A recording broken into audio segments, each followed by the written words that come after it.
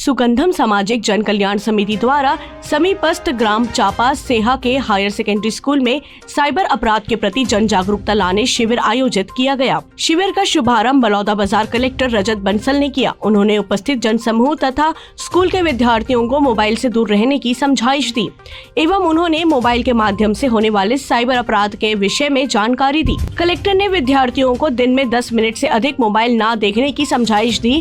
कार्यक्रम को बलौदाबाजार विधायक प्रमोद शर्मा, हिंदुस्तान पेट्रोलियम के क्षेत्रीय प्रबंधक सुधीर सिंधी ने भी साइबर अपराध के प्रति जागरूक रहने तथा अपने घर के बड़े बुजुर्गों को भी जागरूक करने की सलाह दी।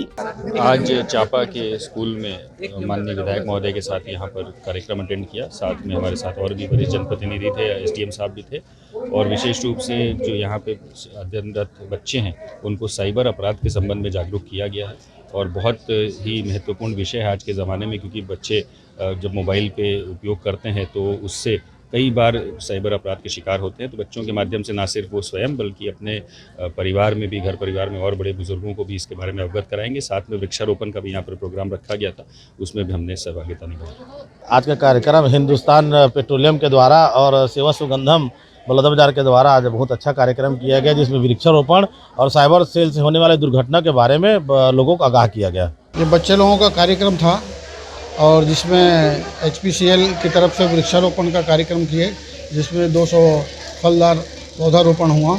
उसके साथ साथ सुनो बलौदाबाजार भाटापारा के नाम से साइबर अपराध रोकने हेतु जन जागरण अभियान करने के लिए यह कार्यक्रम आयोजित किया गया था। ये कैसे आप कि साइबर क्राइम को अपने जिले में किया जाए?